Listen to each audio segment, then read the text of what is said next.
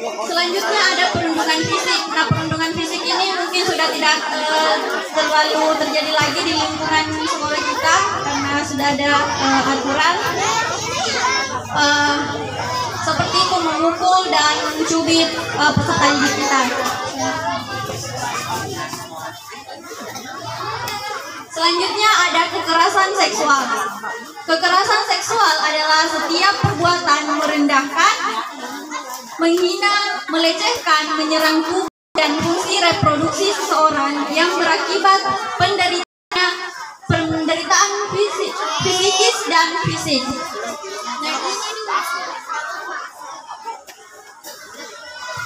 Selanjutnya ada intoleransi. Nah, kekerasan intoleransi ini adalah setiap perbuatan fisik dan non-fisik yang membedakan, membatasi, mengecualikan dan memilih berdasarkan identitas, misal suku, etnis, agama, ras, budaya.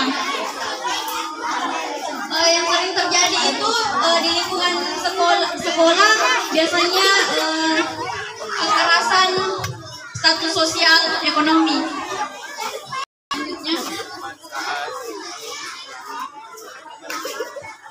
Nah, baik, itulah tadi materi mengenai 3 dosa besar pendidikan. Untuk penjelasan lebih lanjutnya, mari kita simak video. Anak-anak di satuan pendidikan atau sekolah. Perundungan sama dengan menyakiti sesama, mengejek, mengucilkan, menyebarkan aib, merendahkan orang lain secara terus-menerus juga termasuk kekerasan.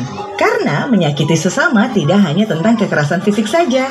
Ada banyak dampak buruk perundungan. Salah satunya adalah membuat luka psikologis yang berkepanjangan. Tidak ada anak yang boleh mengalami perundungan karena setiap anak berharga dan setara.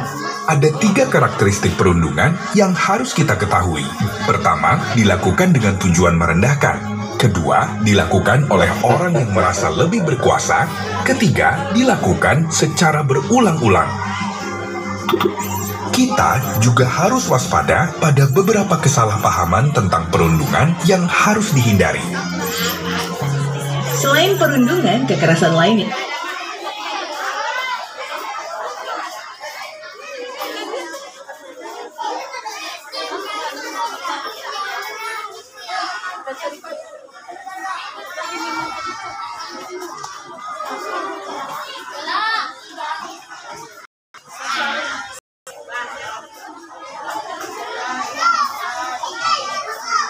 menyebarkan aib, merendahkan orang lain secara terus-menerus juga termasuk kekerasan. Karena menyakiti sesama tidak hanya tentang kekerasan fisik saja.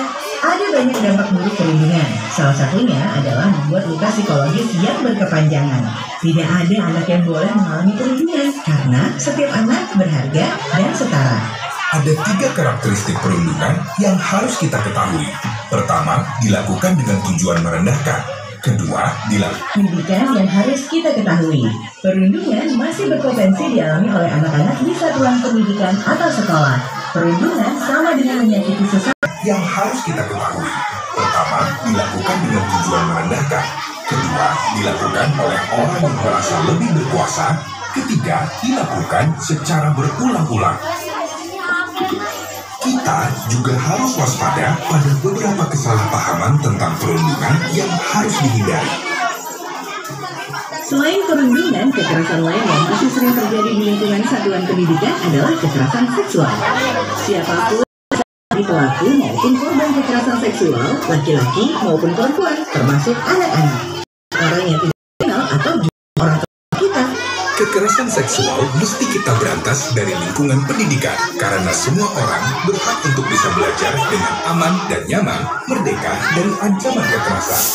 Salah satu cara untuk mencegah kekerasan seksual adalah memberikan pendidikan seksualitas pada anak sesuai dengan tahap usia, termasuk tentang bagian tubuh yang tidak boleh dilakukan. Kita harus membahas perundungan dan kekerasan seksual dari lingkungan pendidikan.